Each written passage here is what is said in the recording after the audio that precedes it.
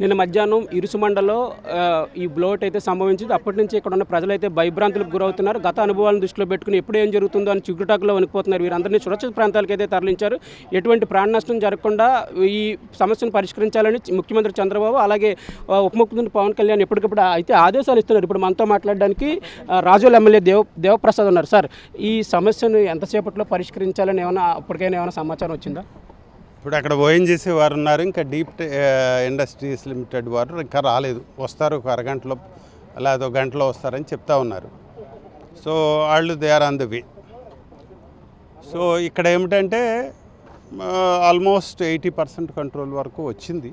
ఇంకొక 20% వరకు కంట్రోల్ రావాలి. ఆ శబ్దం కానీ ఆ ఎత్తు మంటలు కానీ లేకపోతే దానికి ఉన్న వేడి వ్యవహారం కానీ అంతకొస్త తగ్గిన పరిస్థితి కనిపిస్తుంది. మధ్యాహ్నానికల్లా మోరల్లెస్ కంట్రోల్ చేస్తారని కాన్ఫిడెన్స్ ఓఎన్జీసీ వాళ్ళు ఇస్తున్నారు. సైట్లో ఉన్నది ఇప్పుడు ఓఎన్జీసీ వాళ్ళే, డీప్ టెక్నాలజీ వాళ్ళు ఎవరు లేరు అక్కడ. డీప్ ఇండస్ట్రీస్ వారు ఎవరు అక్కడ లేరు, ఇంకా వస్తున్నారని చెప్తున్నారు. కానీ బట్ ప్రాక్టికల్గా ఓఎన్జీసీ వాళ్ళు ఆపరేట్ చేస్తున్నారు అక్కడక్కడ. వాళ్ళు కంట్రోల్ చేస్తామని చెప్తున్నారా? ఆల్మోస్ట్ అవుతుంది కూడా. That not a big issue. But all that is we have certain doubts we have been asking. So will see how it works. Deep Industries సిబ్బంది అలసత్వం వల్లే ఈ ప్రమాదం సంభవించిందని చెప్తున్నారు. నాకు సమాధానం కావాలి దానికి. మీరు అడిగిన ప్రశ్న ఇప్పుడు వాళ్ళతోటి వచ్చిన వెంటనే అడగదలుచుకున్న ప్రశ్న ఏమిటంటే, మీరు అసలు ఆపరేషన్ సరిగ్గా చేశారా? ఆపరేషన్లో ఫాల్ట్ జరిగిందా? జరిగితే ఎందుకు జరిగింది? ఎలా జరిగింది? మరి ఎందుకు క్యాలిక్యులేట్ చేసుకోలేదు? మాకు ఎందుకు ఇన్ఫర్మేషన్ ఇవ్వలేదు? ఇలాంటి 100 క్వశ్చన్లు మీకంటే నాకు మైండ్లో బోల్డ్ అని ఉన్నాయి. ఇప్పుడు నాకు I want answer for these questions. Then అప్పుడు నేను మీతో మాట్లాడటానికి క్లారిటీ వస్తుంది నాకు. సార్, ఇప్పుడు గత అనుభవాలు నేర్పించిన పాఠాలతో ఇప్పటి వరకు గుణపాఠాలు నేర్చుకోలేదు ఈ ఓఎన్జీసీ కానీ ఈ ఇతర సంస్థలు కానీ. ఎన్నో సంవత్సరాల నుంచి ఎక్కడో చోట గ్యాస్ లీక్ అవుతూనే ఉంది. మమ్మల్ని రక్షించండి మహాప్రభు అని ఆ ప్రమాదం సంభవించినప్పుడు ప్రజాప్రతినిధుల చుట్టూ అధికారుల చుట్టూ ఇక్కడ ఉన్న ప్రజలైతే తిరుగుతున్నారు.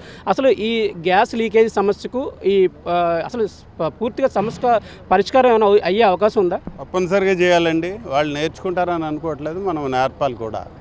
తప్పనిసరిగా అది నేర్పే పరిస్థితి మనం కూడా తీసుకురావాలా.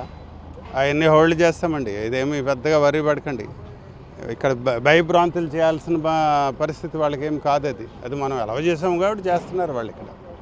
అలాంటివన్నీ కూడా ఇప్పుడు ఖచ్చితంగా నేను ఒక స్టాండ్ తీసుకొని తప్పనిసరిగా కంట్రోల్డ్ సిట్యుయేషన్ తీసుకొస్తానని మీకు తెలియదు. సార్, నిన్న ఈ ఇన్సిడెంట్ జరిగిన తర్వాత నుంచి ముఖ్యమంత్రి చంద్రబాబు నాయుడు గారు కానీ అలాగే ఉప మంత్రి పవన్ కళ్యాణ్ కానీ ఎప్పటికప్పుడు మీతో మాట్లాడుతున్నారు. అసలు ఇక్కడ ఏం జరుగుతుంది, ప్రజలు ఎలా ఉన్నారు, ఒక ప్రాణం కూడా పోకుండా ఈ సమస్యను పరిష్కారం చూపించండి అని అసలు ఏం చెప్పారు? ఇక నిన్న నుంచి కూడా అటు ముఖ్యమంత్రి గారు కానీ ఉప ముఖ్యమంత్రి గారు కానీ వారి ఎంక్వైరీ చేస్తూనే ఉన్నారు. కంటిన్యూస్గా అప్డేట్ చేస్తున్నాం. ఇక్కడ ఒకటి మన గ్రేట్ థింగ్ ఏంటంటే క్యాజువాలిటీ అనేది లేదు. తర్వాత ఈ ఫైర్ వల్ల ఉన్న గ్యాస్ అంతా కూడా బర్న్ అయిపోవటం. సో అది ఒక గంటలోనే జరగటం వల్ల అది కూడా ఒకటి అడ్వాంటేజే. మూడవది ఇళ్ళు లేని ప్రదేశంలో జరిగింది, అది కూడా ఒక అడ్వాంటేజ్. ఇలాగ కొంచెం అదృష్టం కొద్దీ మన అదృష్టం కొద్దీ మనం ఈ అన్నిటి నుంచి బయటపడ్డమే తప్ప ఇంకొకటి కాదు. ఈ విషయాలన్నీ కూడా వీరికి అటు ముఖ్యమంత్రి గారికి ఉప ముఖ్యమంత్రి గారికి మనం అప్డేట్ చేస్తూ ఉన్నాం. వారు కూడా ఇప్పుడు ఉన్న సిట్యుయేషన్కి కంఫర్టబుల్గా ఉన్నారు. బట్ ఇక్కడ మనం ప్రజాప్రతినిధులుగా వీళ్ళు అసలు ఇవ్వాల్సిన అష్యూరెన్స్ ఏమిటి, మనకి ఇక్కడ ఏం చేస్తున్నారు, ఏం చేయాలా, మీరు ఏమిటి, మీకు ప్లాన్ ఆఫ్ యాక్షన్ ఏంటని ఇవన్నీ కూడా తెలుసుకోవాల్సిన బాధ్యత ఉంది నాకు. సో అది కూడా ఇప్పుడు ఏంటంటే సడన్గా కనువిప్పు జరిగింది నాకు. అది కూడా చేస్తామని చెప్పి. అంటే గతంలో మీ నియోజకవర్గంలోనే నగరం కానీ ఇక్కడ 30 సంవత్సరాల క్రితం జరిగిన బ్లోట్ కేసనపల్లి కానీ అటువంటి పెద్ద ఇన్సిడెంట్స్ జరిగాయి. కానీ అప్పటికీ కూడా వీళ్ళు ఇదే పరిస్థితి, ఇదే విధుల్లో ఎలా ప్రవర్తించడం అసలు ఏమనుకోవచ్చు? అది చెప్తున్నాను కదా. ఇప్పుడు మనం అడగాల, ప్రశ్నించిందే ఏమి విషయాలు జరగవండి. ఇవన్నీ కూడా మీరు ఎలా చేస్తున్నారో మనం ఖచ్చితంగా క్వశ్చన్ చేయాలి. ఇప్పుడు మనం తెలుసుకోవాల్సిన బాధ్యత మనం ఉంది, చెప్పాల్సిన బాధ్యత వాళ్ళు జనరల్గా ఒక కాంప్లిసెన్సీ అంటారు కదా, అలాగే వెళ్ళిపోతుంటారు తప్ప మనం అడిగితేనే వాళ్ళు సమాధానాలు చెప్తారు. అడుగుతాం.